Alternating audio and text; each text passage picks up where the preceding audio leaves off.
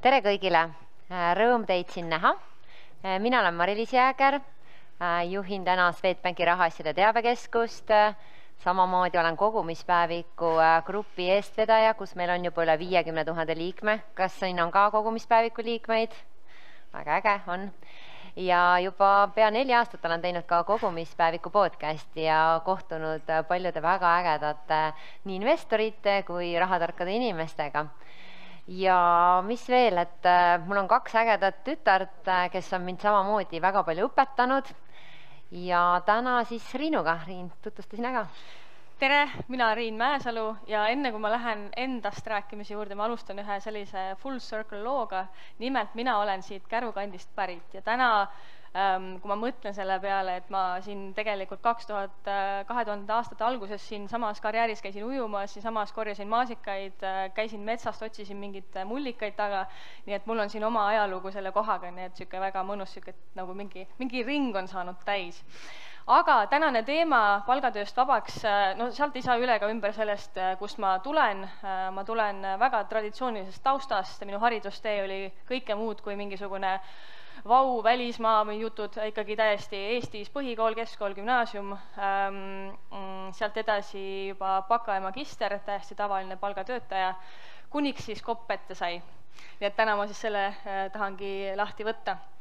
Kui ma mõtlen selle peale, et ma küsiks saalis ka tegelikult, kes on mõtelnud palgatöölt ära tulla? Et täiesti relevantne teema ja hästi nüansirohke ka, nii et täna ma esindan ainult ja ainult iseenda arvamust, et kes tunneb mingil hetkel, et ma nii ei mõtle, siis see tegelikult on väga hea indikaator sulle, et sul on mingi oma vaade asjale, nii et see annab ka sulle niisugust suunda, et kuhu sina liikuma võiksid või tahaksid. Nüüd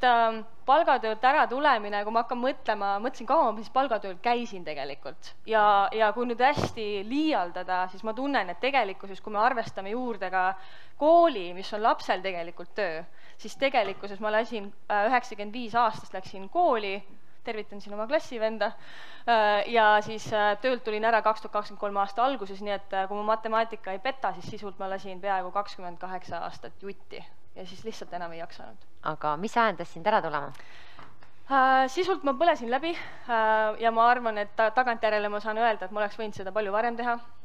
Ma jäin liiga hiljaks sellega, ma oleks võinud palju varem selle juhtme seinast välja tõmmata, aga nagu ma off the record juttudes ka mõne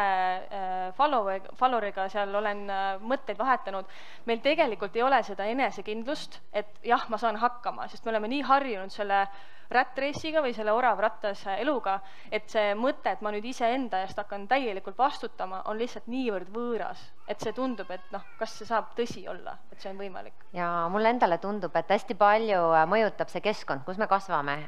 Mida arvavad meie vanemad sellest? Kas nemad ise on ettevõtjad või nad on palgatöölised? Samamoodi meie sõbrad, et mõtlesin, et kes on minu ümber, et väga paljud on ikkagi palgatöölised, aga on ka ettevõtjaid ja kui nad on, ütleme juba sulle antakse seda pisikut, sa näed, et ettevõtjana saab väga hästi ära elada ja see on selline mõtteviisi küsimus, siis sul on lihtsam seda otsust teha. Aga kui sa kõik ikkagi käivad seal palgatööl ja see ongi see, et sa tahad seda kindlustunnet,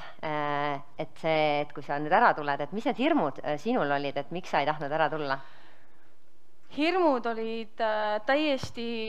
ebaratsionaalsed, kui ma hakkan mõtlema, aga pigem see, et ma ei ole mitte kunagi osanud seda arvata, et see võiks minuga nii minna. See ei olnud nagu plaanis. Ma ei osanud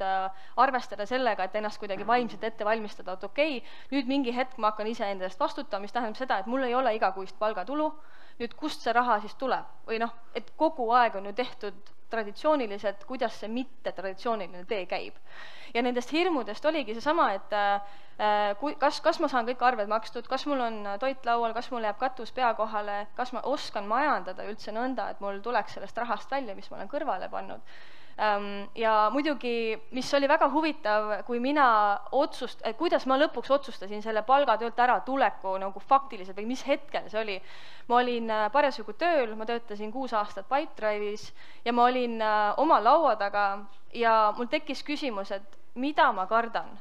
mis see hirm tegelikult on. Ja ma olen selline vanakooli tšikk, mulle meeldib kirjutada, mul on märkmik, mul on pastakas ja ma hakkasingi lahti kirjutama, et mis asja ma kardan. Ja kui ma alguses arvasin, et minu hirm on see, et mida minust arvatakse, eeskätt minu kolleegid, sest noh, Pipedrive ikkagi sinna ma läksin ju sinna tööle ilma hariduseta, mis tähendab seda, et ma olin niigi juba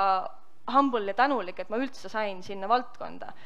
ja nüüd siis lihtsalt otsustan nagu ära tulla, et nagu mis mõttes, et mida mu kolleegid minust arvavad. Aga kirjutades neid mõtteid läbi, ma jõudsin tegelikult arusaamale, et mind tegelikult enam ja väga sõbralikult öeldes,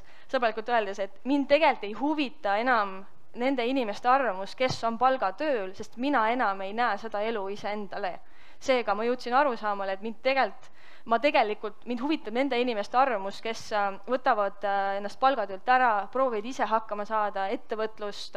investeerimisega koos, et see on see, nagu, kelle mõtteid ma kuulata tahaks, et ma olin nagu välja kasvanud võib-olla sellest traditsioonilise palgatöö keskkonnast. Ma olen hästi nõus, et mõistlik on vaadata otsa nendele hirmudele, et kirjutadki lahti. Et mina olen mitu korda oma elus samamoodi mõelnud, et kas ma tahan jätkata palgatööga või mitte, aga täna ma tunnen, et ma teen lihtsalt kõige ägedamat tööd pangas üldse. Mul on sisuliselt, jagangi rahatarkust, edendan seda, saan teha selliseid suuri projekte noortele finantshariduskeskust, asju, mida kui ma üksinda teeksin, tõenäoliselt ma ei saaks proovida ja teine on see kompetentsed inimesed minu ümber, et see, mida ma sealt saan ja kuidas ma nagu arenen, aga see on ka teadlik teekond olnud, et ma olen erinevaid töid teinud, üks oligi privaatpanganduse haldur, kus mu vastas olidki tippjuhid, ettevõtete omanikud ja see info, mis sa ka sealt saad ja sa pead ise samamoodi pädev vastane neile olema, et sealt ma nägin samamoodi, et isegi need inimesed, kes müüsid oma ettevõtte maha ja hakkasid näiteks start-upi tegema,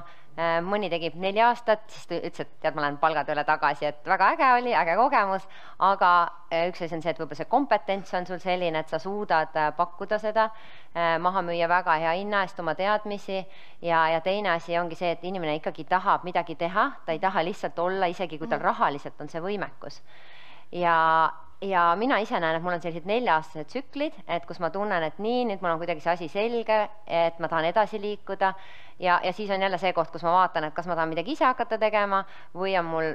ikkagi veel näiteks panga sees mingit ägedat asja, mida ma tahan teha, mida ma tahan õppida ja iga kord, kui ma ütlen, et oi, sellega ma küll tegeleda ei taha või see on kuidagi minu mingi selline nõrkus, siis ma järgmine hetk näen, et seda ma täpselt teen, et sa arened ise väga palju. Aga ma arvan, et... Ma korraks tulen selle palgatöölt ära minemise ja siis kohe palgatööle tagasi mineku teema juurde. Ma sattusin Redditis lugema süke FIRE ehk siis, et Financial Independence Retire Early, selline thread oli seal, kus inimesed paar, kes siis tegutseski selle nimel, et saada 40. eluaastaks finantsvabaks, nad saavutasid selle, aga nad olid saavutanud selle nõnda, et neil olid klapid peas, neil ei olnudki väljaspool tööd huvisid, neil ei olnud teisi inimesi, kellega koos jagada seda finantsvabadust, kui sa selle üksinda saavutad, aga sõbrad kõik on tööl, mis kasu sul sellest finantsvabadusest on. Ja lõpuks oligi, nad olidki kuskil pool aastat, tegidki siis oma unistused teoks, mis olid reisimine midagi, ja läksid tööle tagasi, sest igav hakkas.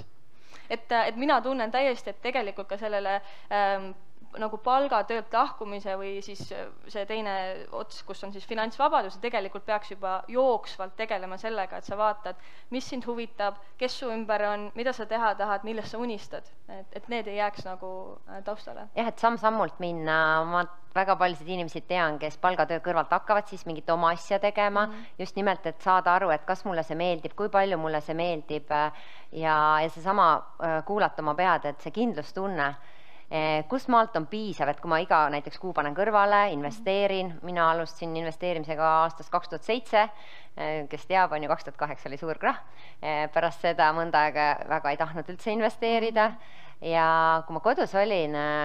teise lapsega, siis ma mingi hetk sain aru, et kõik oma sissetulekud ma ikkagi panen peresse ja ma ei ole mõelnud enda tuleviku peale, et nii kaua, kui sul on see kaaslane kõrval, on väga tore, on ju, et küll me kunagi hakkame, kuidagi hästi saame, aga elu võib muutuda ja päeva lõpuks sa pead ikkagi ise enda elu eest vastutust võtma, enda sissetulekute eest, enda tuleviku eest ja sul võib ju see kaaslane öelda, et ma ei tea, ole kodus ja hoolitse lapse eest, aga kui teda mingi hetk ei ole, siis mis juhtub, on see, et sul ei ole kogunenud pensionifondidesse, sest sa oled näiteks lapsega kodus olnud, sul ei ole sellist võib-olla oskust, sul on väga keeruline minna tagasi tööle, ehk siis naised, mõelge enda peale, tänapäeval on väga paljud ka mehed, kes on kodus, et see on see koht, kus sa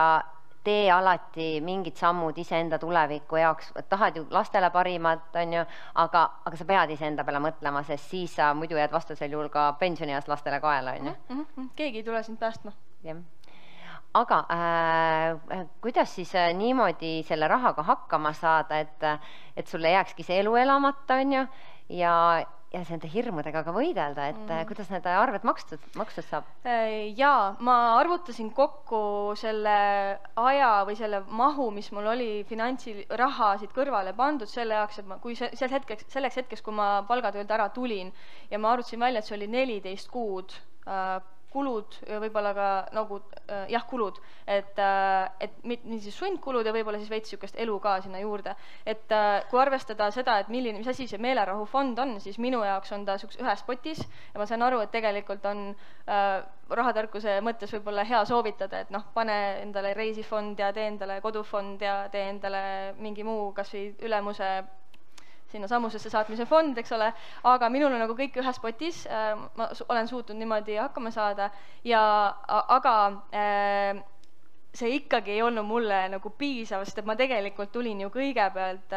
Pipedrive'ist niimoodi korraks eemal, et ma olin pool aastat sabbaticalil ehk siis palgata puhkusel ja ma mõtlen, et ikkagi ma ei arvanud, et see palgatöölt ära tulemine nagu see vastus, isegi seal sabbaticali ajal. Ja kui ma see pool aastat seal olin, mis ta mulle siiski andis, ei olnud see vastus nagu ära tulla töölt, ma ikkagi läksin tagasi peale sabbaticali, aga ma sain aru, et okei, ma saan hakkama, sest selle pool aastat on väga pikk aeg. Selle jaoks, et aru saada sellest, kas sul on finantsid paigas, kas sul on arved makstud ja kõik need muud asjad, millega sa pead tegelema, et sul oleks normaalne elu.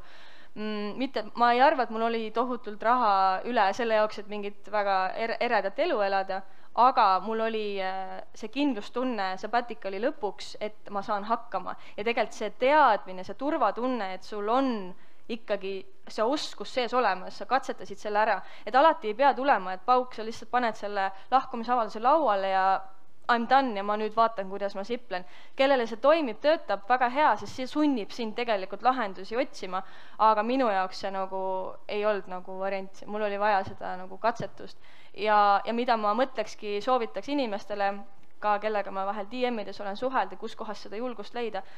alusta 6 ajast, alusta 2 kuust, võta 3 kuud. Kui sul on normaalne ülemus, ta tuleb sulle vastu, kui sa oled hea töötaja, teil on hea koostöö, siis mis see põhjus peaks olema tal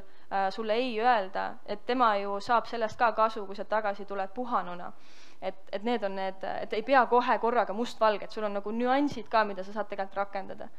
Ja, et üks asi, mis öeldakse, et palgatööl, et sul ei ole piisavalt aega näiteks, et ongi kuu aega, et see kõik on ju meie peas kinni. Täpselt see, et ma võin ju võtta palgata puhkust, et kui ma olen ettevõtja, siis ma samamoodi mingitel hetkedel pean võtma seda puhkust, on ju, ja tihti on see, et kui ma ei panusta, siis ei tule ka sisse, väga hea, kui sul on ju passiivsed sissetulekud ja sa saad rahulikult puhata, aga palgatööl ju samamoodi, et võta see, ma ei tea, palgata puhkus, võta kogu puhkus välja,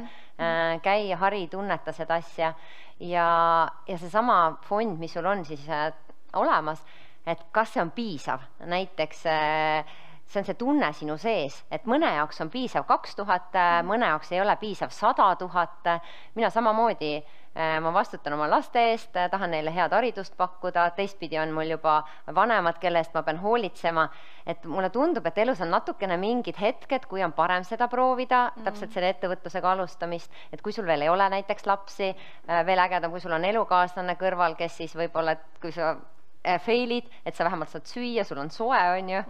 ja ma arvan, et järgmine hetk on võib-olla see, kui lapsed on kodust ära läinud, saavad ise hakkama ja ma ei tea, sa ei pea enam oma vanemate eest ka hoolitsema, et siis on jällegi see, et sul on võib-olla kulud väiksemad ja see hetk sa ei taha enam niimoodi tõmmelda, nagu sa nooruspõlves tõmblesid, on ju? Jaa, siin ma mõtleks ka, korraks tuleks tagasi selle juurde, et sa võtad selle sabbaticali ja hakkad ettevõtlusega tegelema. Mul oli Pipedrive'is kolleeg, kes läks sabbaticalile 3 kuud enne mind, nii et me läksime mõlemad tagasi siis 2023 aasta 2. jaanuaril saime kuskil seal Pipedrive'is seal uhkes tornis saime kokku ja ta ütles mulle niimoodi, et ma küsisin ka, et et sul oli nüüd 9 kuud puhkust, et üliäge, et mis tegid, et siuke tüüpiline eestlane, et mis sa nüüd siis kõik seal kodus ära tegid, ütles, et ma ei tea mitte midagi. Ja mina olin samal ajal Investeriinu asja täiega toimetanud, kütnud, Insta suhtlused, investeerimismatk, kõik konsultatsioonid, selle asjade käima löömine, oma mentoriga suhtlemine, kolleegidega suhtlemine, kõik küte ja tegelikkuses, kui ma kuulsin seda 2. jaanuari juttu, kuidas meister ütles, et mingi, ta hüüdnimi meister, et ta ei teinud mitte midagi ja mul oli see, et mingi, kas ma tegin valesti või? Kas ma oleks pidanud ka lihtsalt puhkama? Tagantjärjele ma ei oska seda öelda, ma ei saa midagi muuta, aga ütleme, selline kadeduse toon oli ikkagi mul hinges olemas, et vaata, kui targasti ta tegi, et võta ja puhka, ei pea kogu aeg kütma, et me saame kütta mingi teatud faasi, aga see, et sa kogu aeg lased, et ma ei tea, respekt talle, et ta suutis selle ära klikkida ja ikkagi puhata. Sa rääksid ennem sellisest meelelahufondist, aga ka sellise, et sa saaks lubada endale mingeid tegevusi, ma ei tea, reisima näiteks, minna reisifond. Me kogumispäevikus tegime sellise eksperimendi või pere teekonna, et terves aasta me siis mentordame ühte Pärnu perekonda ja neil naine on 2 lapsega kodus, tal nüüd lõpeb emapuhkus siin suvel. Neil tegelikult oli väga hea sissetulek, aga nad ei suutnud kõrvale panna. Nad panid mitu kuud kõrvale ja siis nad läksid spa-puhkusele ja lõid kõik laiaks. Ja siis me hakkasimegi neid samm-sammult minema ja nad panid eelarve kõigepealt paika, siis nad nägid, kui palju tegelikult nad suudavad kuus kõrvale panna, 1000 eurot panid kohe nagu esimese kuuga, on ju. Siis nad olid nii pahased, et miks me varem seda ei teinud. Ja samas nad tekkiski erinevaid mõtteid, et kas osta oma kodu üldse, sissemakseks koguda, siis neil tekkis mõte, et hoopis välismaale minna. Aga mis me tegime, et esimene asi, et tõesti pane kõrvale selle meelelahutuse fondiks ka, et sa tead, et näed, me siin pingutame ja nüüd me lähme spaasse, aga ma ei kuluta kõike raha ära, et ma olengi mõelnud, nad vaatasid oma pensionifondid asjad üle, on ju, et sellised teadlikud sammud ja ikkagi see järjepidev raha kõrvale panemine, sest kogumispäevikust ma näen ka, et on väga väikse sissetulekuga suudavad inimesed kõrvale panna samm-sammult. Teine asi on see, et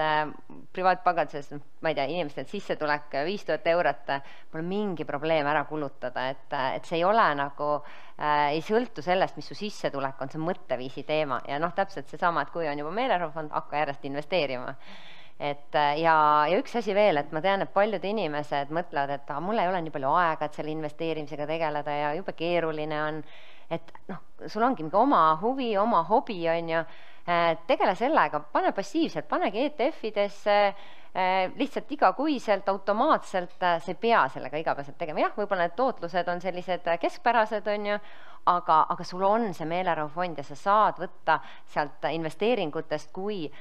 sul mingil põhjusel see ülemus enam ei meeldi või sulle see töö enam ei meeldi või sa ei arene või näiteks sul tervisega midagi juhtub, et võt see on veel asi, mille meile tihti ei mõtle, on ju, ja siis, kui see juhtub, siis natukene hilja, sest need, kes käivad palgatööl, nad elavad võlgu ja näiliselt on väga hea elu, aga kui nüüd katt tuleb sisse, on ju, siis see ilus elu kukub kokku. Et mina mõtlen viimasel ajal väga palju pensioni peale või et kuidas ma ikkagi tulevikus hakkama saan, võib-olla mul on see, võib-olla mul ei ole, aga ma tahan, et oleks ikkagi mingid võimalused, et mul on aega ja ma saan teha neid asju, mis ma tahan ja kindlasti ma tahan ka tööd teha, sest mulle meeldib ikkagi ju inimestega suhelda, panustada, need põhilised vajadused ikkagi. Jaa, ma mõtlen, palgatöölt äratulegu ajaks peaks kindlasti olema igasugused need tarbimislaenud ja sellised võlad ikkagi ära kaetud, et see on liiga suur stress, ma arvan, selleks hetkeks, kui sa otsustad selle tavapärase mugava elu selja taha jätta, et see, noh, ma ei kujutaks ette, et mul oleks olnud veel lisaks nagu mingisuguseid halbasid laene. Samal ajal, kui ma hakkan mõtlema, palgatöölt ära tulles, mul oli kodulaenu jääk oli, mõtlen kohe välja, kas oli 270 000 eurot kodulaenu jääk, aga jällegi see on nii hea laen, et ma isegi hetkeks ka ei kahelnud, et kuna ma olin selle matemaatika endale nii tööle pannud, et see kuukulu ei olnud üldse nii suur ja ma teadsin ju, et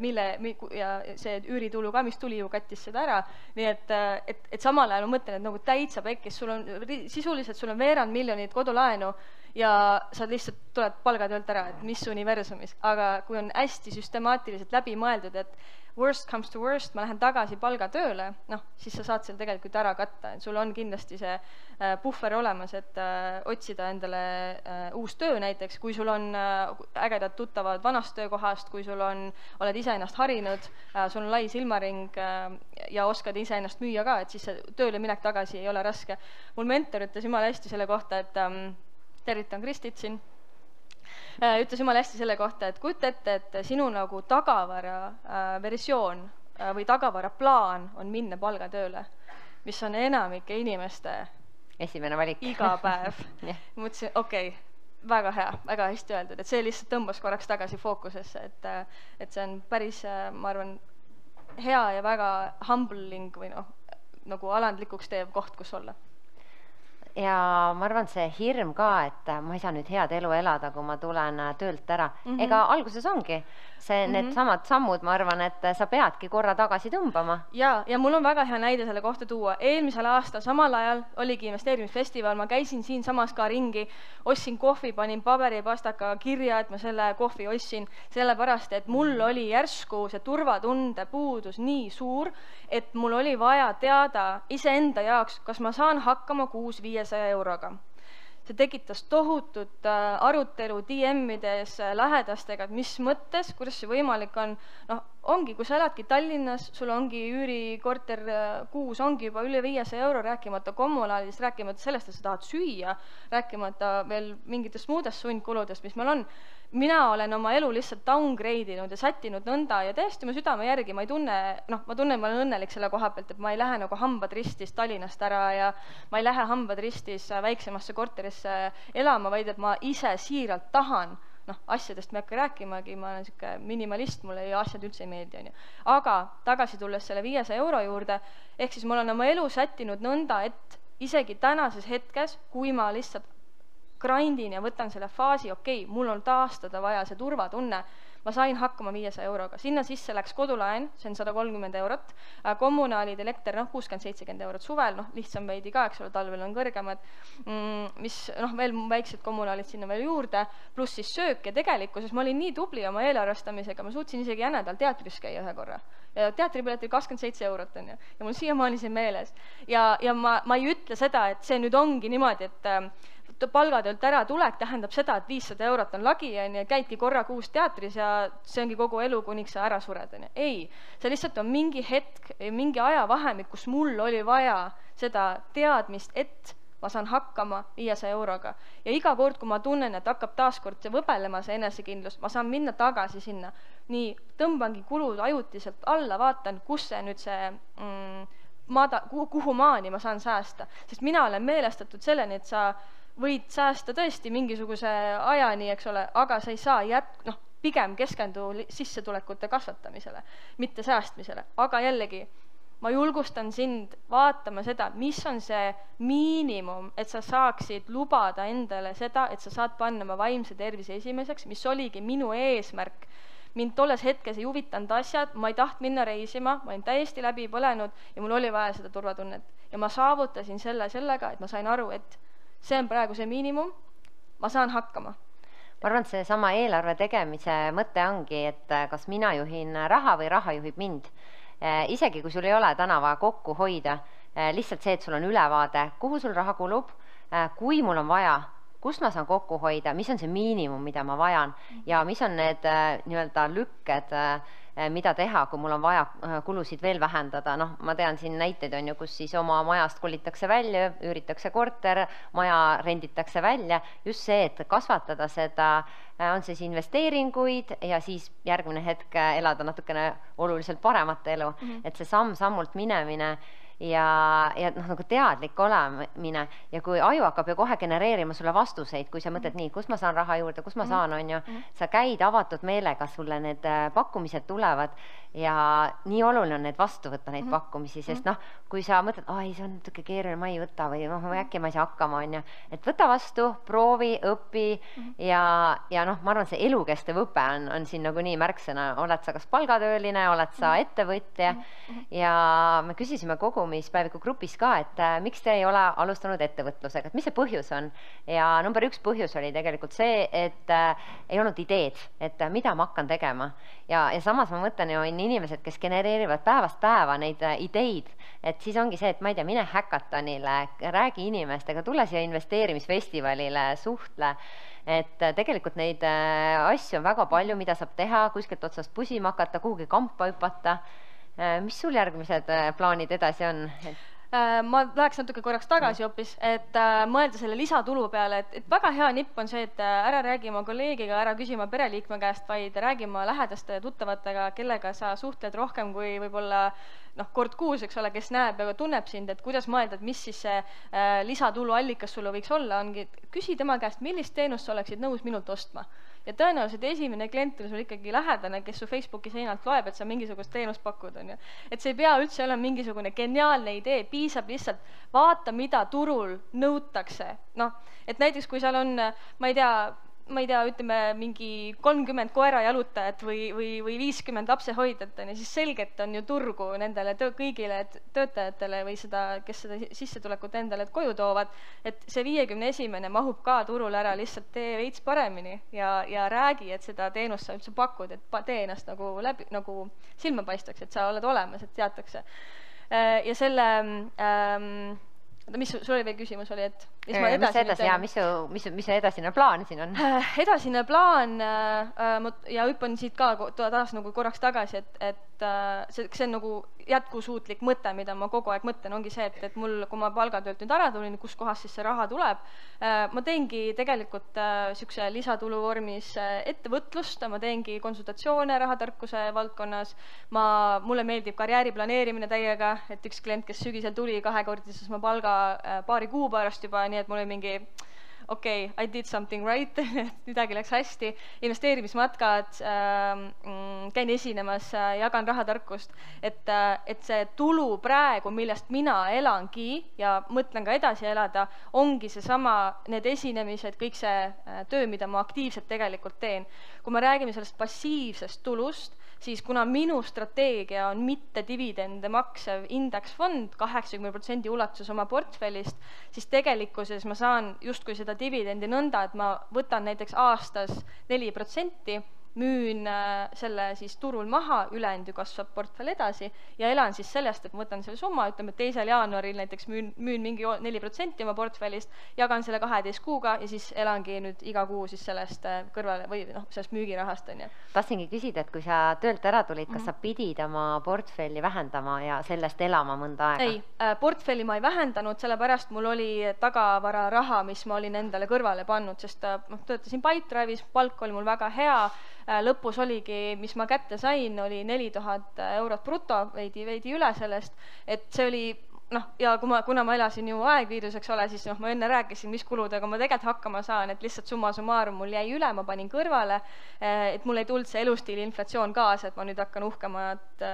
elu elama, uhkemaid asju lubama, enne kui ma tegelikult saan seda endale lubada. Nii et selle portfelli kallale ma veel läinud ei ole õnneks ja minu see tulu, mida ma siis igakuiselt teenin oma ettevõtte alla, ma maksan ise endale palka ja siis sellest praegu elangi, et ma proovin mitte minna kallale, aga jällegi mul on see luksus, ma tunnen, et juhul kui ma tunnen, ma tõesti ei viitsi nüüd teha paar kuud tööd ja see sõna viitsi ei ole üldse halb. sa ei pea kogu aeg olema rakkes, sa võid mitte viitsida asju teha ja sa ei ole sellepärast kuidagi laisk või lohakas inimene, lihtsalt ongi, et ei viitsi ja see on tegelikult väga suur asi, et sul on võimalik otsustada, et ma nüüd ei viitsi. Ja see on nii oluline, on see paus, sest kui sa puhkad ja sa mitte midagi ei tee, sa ei mõtle, kas või reisid, on ju, lihtsalt kogud neid ideid, sul hakkab see loovus tööle, sul tulevad hoopis teised mõtted. Jaa, absoluutselt, et ma mõtlen ka, et kas või, et kust kohast tulevad ka mingid mõtted, võib-olla ideid teile ka, et vaadake oma igapäeva, mida te igapäevaselt ja iganädalaselt teete. Mina töötasin sellises ettevõttes, kus vaimne tervis oli väga oluline ja mul oli iga teisipäev,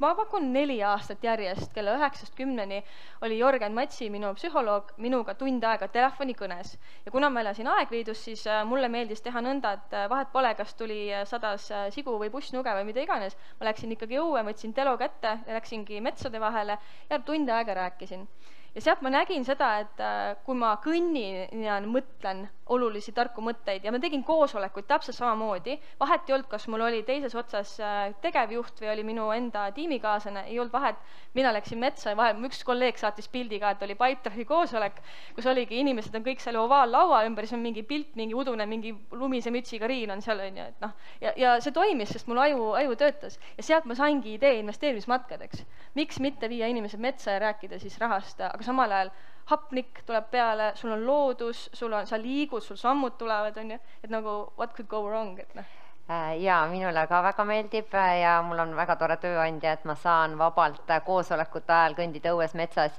käia jooksmas, ülemus alati ütleb nii, see on see koosolek, kus on võib-olla see infovahetus rohkem ühesuunaline, et siis panengi klapid pähe, lähen jooksma või kui on koosolek, kus ma pean ise rääkima,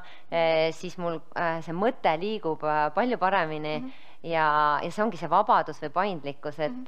tänased tööandjad kindlasti on väga erinevad, tänu Covidile on see paindlikkus palju suurem, täpselt ma saan oma tööaega otsustada, millal ma teen, kuidas ma teen, millise intensiivsusega ma teen, et see on ka põhjus, miks ma võib-olla täna ise ettevõtjaks pole hakanud, et mul see tänane tööandja võimaldab väga palju paindlikkust. Ma soovitaks ka tegelikult ära eelda mitte midagi töö juures ka, et alati tasub küsida see, et keegi kolleeg ei ole sinust ette jõudnud või sulle teed rajanud mingisuguse, ma ei tea, hüve või mingisuguse paindlikkuse jaoks, siis tasub ise küsida, sest hullemal juhul on vastus ei, aga vähemalt sa küsisid ja said teada ja sealt sa saad juba hakata kujundama ka arvamust, et kas see on see tööandja, kellele ma tahan oma aega ja energiat anda. Ja nende muutuste sisseviimisel on nii oluline jälle see keskkond, et kui mina hakkasin kogumispäeviku gruppi eest vedama, sa ei saa seal nii-öelda sõna võtta, kui sa ise ei käitu samamoodi kokkuhoidlikult. Võib-olla vahel isegi olen liiga kokkuhoidlik, aga see väga palju mõjutab ja see hakkas mõjutama, kuidas ma lastele rahatarkusest räägin, kuidas ma oma investeeringuid teen ja samamoodi see, et ei saa lõputult kokku hoida, et peab vaatama, kust raha juurde tuleb ja jällegi täna mina oma portfellist ka pigem kasvatan seda, küll aga kui tulevad mingid dividendid, viimane kord ma mõtlesin, et täidan ema unistuse, viin ta Viini teatrisse, et mul ei ole mõtet mingeid asju nagu edasi lükata, et elad ühe jalaga nagu tänases, teise jalaga tulevikus ja ma näen väga paljusid inimesi, kes põhjendavad kogu aeg seda, et miks ma ei saa investeerida, miks ma ei saa raha kõrvale panna, mul on vaja minna, ma ei tea, reisile, mul on vaja kodu siin parendada, inflatsioon sööb nagu nii ära, parem raiskan kõik raha ära kohe täna, on ju, et kui lihtne on endale kõiki neid asju nagu põhjendada ära, on ju, aga kui su ümber on need inimesed, siis sa ei taha ju nagu, see paneb sind rohkem pingutama. Ja ma ütleks, et inimesed on vaata, et kõige olulisem osa kogu sellest teekonnast, sest mina olen ümbritsenud endale ennast inimestega, kellega mõtteid jagades mingisugustest täiesti võib-olla 5 aastat tagasi täiesti ajuvabadest asjad, et mis mõtted, kuidas, täna on mingi, et nad isegi nagu, neil isegi nagu kulmud ei liigu selle peale, et ma mingisugust nagu ekstravagantset nagu välja toon, on, et keegi ei tõmbaks nagu sinu, isegi nende jaoks võib-olla veits mingi, veits weird, aga you do you, on ju, et ta ei tõmbaks sind alla, vaid pigem toetaks, isegi kui tema jaoks on see võib-olla teistmoodi, kui ta ise teeks, on ju. Ja noorena eile oli hästi palju juttu ka sellest USA-s raamatute müümisest. Mina ise käisin, olin lapsehoidja USA-s, ma ei teadnud lastest midagi, ma ei osanud keelt, on ju, ja ma mõtlesin, ma lähen võimalikult kaugele, et ma ei saaks koju ka tagasi tulla ja võtsin vist laenu ka, et üldse lennupilet osta. Ja see on nagu parim asi, mida ma tegin, see andiski selle tunde, et mis iganes, ma saan hakkama, ma suudan vastutada selle kõige eest, on ju, ja nagu sa ütlesid, et kui mul, ma ei tea, ei tule seda raha sisse, ma saan mingi tavatööga väga hästi hakkama, on ju, et see valik on ja jällegi, siin on palju ka lapsevanemaid, et saatke oma lapsed niimoodi, lükake nad sellest mugavustsoonist vahepeal välja. Ja, pakud turvatunnet, ma olen olemas, kui sul nagu halvasti läheb, võid alati koju tagasi tulla, aga kui me neid hoiame niimoodi vati sees, siis neil ei teki seda julgust, et tekibki see, et mul kogu aeg peaks olema mingi turva ümber, on ju. See julgus on ka tegelikult väga huvitav, ma olen proovinud analüüsida, kust kohast see mul tuleb ja ma kuulasin just, kas äkki Vikerraadios on see Käbi ei kuku, just Kersti Kaljulaid käis seal oma tütrega saates rääkimas ja ta sõnastas nii hästi, et miks Kersti on võib-olla teinud selliseid julgemaid valikuid või riskantsemaid samme, ongi see, et tal ei olnud seda klaaslae õpetust kodus. Ja mina olen samamoodi sisuliselt kasvanud oma ema ja vanaemaga ja meil ei olnud seda juttu, et tüdrukule see ei sobi. Ma kasvasin väikse vennaga, kes ka oligi, me panimegi, olime maade-aastad kuskil kraavis on ja kuskil puu otsas jälle, et sellist nagu, et seda klaaslage ka mitte kodus nagu peale suruda, et mis on tüdrukutele või poistele, et kõigile on nagu väga okk, kui ta ise seda tahab teha. Aga ma tuleks korra tagasi selle, kus sa ütlesid, et sa kasutasid oma portfellist tulevat raha, et oma ema viia sinna reisile. Minu arust väga äge, et see ongi täpselt see näide sellest, kuidas tegelikkuses selle protsessi käigus sul on võimalik ju planeerida ja allokeerida mingisugused summasid unistuste täitmise jaoks, mis justkui on mõnes mõttes nagu aja nagu sütikuga, eks ole, et sul ei ole võimalik seda lõpmatuseni edasi lükata, et inimestena samamoodi, me oleme luust ja lihast, süda seest lööb, on ju, kes teab, mis hetkel see enam ei ole nii, on ju. Nüüd, ja see on näiteks põhjus, miks mul eile üks matkaline pärast tuli küsima, et mille jaoks sina oleksid nõus nagu oma portfellist raha välja võtma. Ja ma ütlen ausalt, mul on nüüd praegu kodus on üks Enduro Crossikas, mis ootab sisseõnnistamist ja mul oli täiesti silm ka ei pilkunud, et ma selle ostsin endale, sest et ma praegu hetkel olen, jaksan ja suudan seda ratast juhtida ilma, et ma oleks seal kaasreisija, sest et tegelikult see on väga riskantne sport, seal ei tohi minna nagu mingisuguse häguse mingi, ma ei tea, Alzheimeriga, eks ole. Käed juba varisevad. No järsku sa leiad ennast, ma olen krossika otsas, mis ma nüüd tegema pean, on ju. Et seda aega mitte oodata, et sa saad realiseerida tegelikult hea planeerimisega ka selliseid soove, mis ei ole võimalik lihtsalt edasi lükata. Et hea planeerimisega sa teed kõik ära, sa ei saa kõike korraga, see on fakt, aga sa saad järjest. Nüüd on see küsimus, mis on sulle olulisem kui teine. Ja võib-olla üks nipp, mida teha, et sa ei tea, nagu kaalukauss nagu ei saa aru. Kui sa oled minu moodi, võta paberpastakas ja hakka järjest panema, pane 2 asja kõrvuti, kumma sa valiksid, mõlemat ei saa, saad ühe ja võta seesama edasi, pane teine sinna kõrvale, kaalud jälle, vaatad, kumb on olulisem ja lõpuks sa jõuadki sinna võib-olla 2-3 märksõnani, mis sul praeguses elufaasis on oluline, sest taaskord kõike korraga mina vähemalt ei ole saanud. Ma kutsungi üles täna, te olete ka siin kodus teemal, mõelge, jalutage ringi, mõelge korra oma unistuste peale, märkige mõned neist üles ja mõelge, et millal ja kuidas ma seda teostada saaksin. Sest see hakkab jällegi, see hakkab ise omaette elama. Ma tean, et ma tegin aeg-ajalt teen vision board'i, panen mingid pildid peale, see lihtsalt tuleb su ellu. Ja üks asi ka, kuhu ma olen nõus raha panema, on jällegi, ma mõtlen laste peale, nad on päris suured juba, üks on 20, teine 15, et koos reisida. Mingi hetk nad on oma pered, oma elud. Jah, on kallis reisida koos perega või lastega, aga ma tahan neile seda anda, ma tahan saada osa nende elust, ma tahan osa saada nende mõtteviisist. Nad, mõtlen, sa kogu aeg nende noorte sees olles, nendega, ongi koolides ka või laagrites, see on nii äge näha, mida nad teevad, kuidas nad teevad, miks nad teevad, mis sõnavara nad kasutavad, et see hoiab ennast värskena. Ma arvan, et see õpetajaamet on täpselt see, et miks Miks mul niisugused hallid on? Ma olin õpetaja kunagi. Et miks õpetajad on õpetajad? See hoiab sind värskena, see hoiab sind kogu aeg vormis. Mulle meeldis see manifesteerimise mõte. Ma toon näite eilsest päevast. Ma sõitsin Ilonaga siia. Mul endal autot ei ole, ma laenasin endale sõiduki, millega siia tulla, aga off the record pundis oleme autochatis rääkinud Porschedest. Ja siis ma eile parkisin niimoodi, et oli ühe sõbra Porsche oli ühel pool, siis oli minu laenatud auto ja teine Porsche oli kõrval, et noh, manifesteerimine töötab, eks ole, et sa panedki ennast sinna mõttesse, et sa võid ka sinna jõuda, sest keegi teine on selle juba ära teinud, miks sina siis ei saa? Jaa, aga samas seda saab alati võtta seda Porschet, et ma mäletan ühel pulma-aastapäeval ma lihtsalt rentisin nädalavahetuseks Porsche, viisin mehe sõitma Porschega, on ju, et täpselt, et sa ei pea ootama, et keegi sinu unistusi täidab ja mina näiteks sain aru, mina ei taha Porschet, sest ta undas nii kõvasti, siis oli väga raske oli nendest kiiruspiirangutest kinni pidada, no täiesti võimatu, on ju, siis ma sain aru, et Eesti teed, on ju, ühesõnaga, vahel ongi see, et me unistame mingitest asjadest, kui me proovime need asjad ära, siis me saame aru või see on sul kätte saada, aga ma tegelikult ei tahagi seda, on ju, et noh, too need asjad oma ellu, et need ei ole nii kaugel, sa võid jahi ka rentida endale, on ju, ja noh, kõik on võimalik, on ju. Võtad siis selle enda peas, mis sul see rich life siis on ja katsete läbi, et äkki sinu jaoks ei olegi see, mida sa tegelikult päriselt tahaks. Jah, ja täna, kui ma siin meiki tegin, meikar ütles ka, et ta isa oli soovinud kunagi, et saab nii palju on tööd, et noh, et sellest puudust ei ole ja rahast ka puudust ei ole, aga nüüd pidi tegema tööd, et nii palju, ma ei tahagi, et noh, jällegi see asi, mida sa unistad, see tuleb su ellu ja siis on mingi hetk saad aru, et tegelikult ma seda ei tahtnudki, et noh, eile pealaval oli ka mitu mõtet, on ju, et kui sa kogu aeg noh, oled niimoodi orav rattas, on ju, ja kogu aeg tuleb uusi asju, et mingi hetk võib-olla sa enam ei taha olla niimoodi, et 24 horssi tööl, on ju, et sa tahad natuke teistsugust elu. Ja enne ma tahtsin öelda, et selle julguse kohta, inimesed on väga erinevad, et see, et üks on selline nagu Riin, on ju, et teeb, läheb, proovib kõik asju, aga võib-olla ma ei ole selline ja see on okei, et leia sina see enda asi, mis sulle meeldib teha ja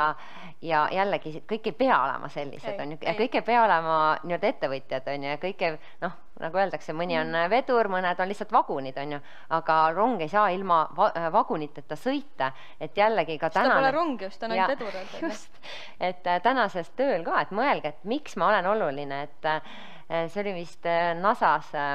koristalt küsiti, et mida sina teed, on ju, ma lennutan inimesi kosmosesse, et see ongi see, et kui mina ei hoia seda puhtana, siis nemad ei saa lennata, on ju, et noh, täpselt see, et sa mõtesta, mis lüli sa seal oled ja noh, vaata, sa tahad teha olulist tööd, et jah. Ja mina siia lõppu ütleks selle, et alusta enne, kui sa oled valmis, et sa ei pea ootama seda hetke, kui sa tunned, et okei, nüüd on aeg, et võib-olla parem on natuke varem ennast panna proovile ja noh, ma räägin endast, eks ole, ma oleks võinud natuke varem tegelikult palgatöölt ära tulla, ma oleks natuke võib-olla täna veidi kaugemal, noh, oleks-poleks, eks ole, aga et ära oota seda, kui sa oled 100% valmis, sa ei ole mitte kunagi 100% valmis. Et kunagi ei ole piisavalt raha, et nüüd on see õige aeg, on ju. Ja reaalsed inimesed, kellel on portfellid, on mingisugune 300K, 400K räägivad, et nad ei julge see ei ole piisav, on ju. Just täpselt, aga ongi, ma pakun, et aga ära alusta nagu korraga, küsi üks tööpäev nädalas vabaks. Küsi, et sa teedki võib-olla mingisuguse, vähendad oma kohta, on ju, et sa ei pea kohe nagu plaks mustvalgelt ainult ära tulema, vaid vaata, mida, äkki sulle meeldib käia tööl. See on ka okei, kui sul meeldib käia 9-5 tööl, kes sind takistab? Käi. Ja sa võid olla ka finantsvaba, aga tööl käia. Just. Nii, aga meie aeg on nüüd kenasti läbi ja me saame võtta mõned küsimused. Ja suur tänu, Mari-Liis ja Riin, kohe võtame küsimusi ka, et ma teen siin otsa lahti, et sa ütlesid, et sa saad inimesi enda ümber valida. Aga mõned inimesed on ikka sinu eest ära valitud, nagu näiteks sugulased, et kuidas seal suguvõsa sünnipäevalauas siis ikkagi selgeks teha, et ma tulin seal Pipedrive'ist ära ja nüüd siin teen matku ja elan nagu hõlptulust ja nii edasi, et kuhu sa selle vestluse viid? Üks koht on see, et sa ei hakkagi sellest vestlema, kui sa näed, et seal niikuinii võitu ei pole, minu arvamus on minu arvamus, tema oma on tema oma, võid öelda lihtsalt, et mul on kõik hästi ja mul on kõik kontrolli all, aitäh. Nii et viid delikaatselt teema mujale ja... Täpselt, küsid võib-olla tema enda, kuidas tal läheb. Aga see on äge tegelikult, et sul on ümber ka inimesed, keda sa valida ei saa. See hoiab sind väga maad ligi, et sa saad aru, et okei, et tegelikult tema mõtteviisi ma ei muuda. Ma võin vaikselt neid mõtteid anda, aga noh, ja see treenib sind ennast ka, et sa ei, ma ei tea, ei ärritu või ei püüa mingit selgeks teha. Ja ma muidugi ütleks ka seda, et kui on ikkagi juba toksik, niimoodi, et ta juba tuleb nagu sinu, ma ei tea, väärikuse ja kõige muu kallale, et siis lihtsalt sa ei pea tegelikult suhtlema. Ja piiri saad tõmmata. Jah, et ei pea suhtlema kõigiga. Üks teabekeskuse esindajale ka üks küsimus, et kuidas teil seal, mis nõude seal teabekeskuses annate, et näiteks, eks ju, mina olen õppejõud, minu passiivne sissetulek on kordades suurem kui aktiivne sissetulek. Minu kliendi haldur hakkas küll õhku ahmima, kui ma ütlesin, et ma tahaks nagu kodulaenu võtta ja edasi, et üldiselt nagu pank ikkagi hindab rohkem seda klassikalist palgatulu, et mis nõud annate, et enne tuleks see eluasemelaen ära võtta ja siis palgatõst avaneda või? Jaa. Kusjuures Märten Kressiga just tegin podcasti ja tema ütles samamoodi, et oli sunnitud võtma portfellist raha, sest sa kodulaenu ettevõtjana ei saa nii palju kui palgatöölisena. Ja paljud on küsinud, et aga ma võib-olla homme saan koondamise, aga ettevõtjana mul midagi ikkagi on. Nii on, aga mida me vaatame ka, et me räägime nagu rahatarkusest laiemalt, et paljud mõtlevad, et see on investeerimine ainult see rahatarkus, aga vaatame eestlaste finantstervist, me oleme 2 aastat järjest seda mõõtnud, täna ta on võrreldes eelmise aastaga paremaks läinud, aga seal on tööd väga palju teha, et see elementaarne asi, et sul oleks selline väike puhver ja sul ei oleks, et sa suudaks, siin ei ole küsimus, et sa suudaks kõrvale panna, et sa suudaks kuu lõpus olla nullis, et sul ei ole nii-öelda võlgasid, iga kuu lõpus võtad kuskilt laenad juurde. Et siin on need esimesed sammud, ma arvan, et siin olijatel on see juba selline A ja O ja nad on next level, aga kui me räägime kogu Eesti rahvast, siis alustame täitsa sellest, et sa üldse tuleks toime kuu kuludega. Küsimus workshopist, et lähme nüüd numbrite juurde ka, et Riin, kui suur su portfell oli, kui sa palgatöölt ära tulid ja kui suur on see praegu? Täpsemad numbrid palun väga otr.ee, olete kõik oodatud tasulisteks lugejateks, aga oli ja on üle veerand miljoni euro. Nii, kus meil mikrofon asub? Et võtame küsimuse.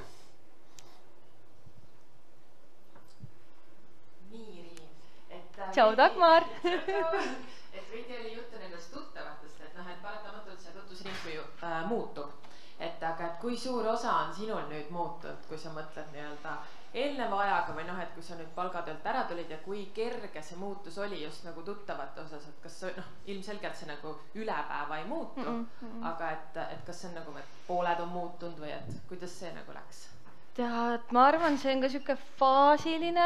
elus, kui ma praegu mõtlen, et kes mul on nagu täiesti maast madalast nagu alles jäänud,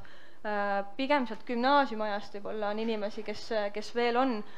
See muutus toimub kogu aeg ja sina ka ju inimesena muutud, mis tähendab seda, et ka sinu sõpruskond, kellest sa kasvad välja, kes ise tunneb, et enam pole midagi ühist ja siis ta liigubki edasi. Aga praeguseks ma arvan, mis on mulle oluline, ongi see, et mul on inimesed, kellega ma räägin rahast, inimesed, kellega ma räägin ettevõtlusest, sotsiaalmeediast ja inimesed, kellega ma lõbutsen. Nii et nad ei pea alati kattuma.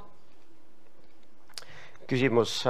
kas su portfell on elukaaslasega koos või hoiate nagu lahus? Minul on enda kraam. Ja miks nii? Jagatud rõõm on ikka nagu suurem. See oli juba enne kui elukaaslane tuli. Nii väga hea. Aitäh esiteks väga inspireeriva vestlusest. Minul on küsimus, et kas see võrrand sisaldas ka lapsi töölt ära tulemine või kuidas see oleks seda muutnud? Ma arvan, et see meelerahufond või see tagatisraha, mis ma iseendale siis selleks perioodiks kogunud olin, oleks pidanud olema siis kas siis 2 või 3 korda suurem, orenevad siis pere suurusest, aga õnneks või kuidagi praegu on niimoodi olnud, et ma pean arvestama ainult iseendaga. Nii et üks inimene oli seal võrrandis otsuse tegemise ajal. Suur tänu, Riin ja Mari-Liis, laupäeva hommikul meile rääkimas nendel inimlikel teemadel. Aitäh!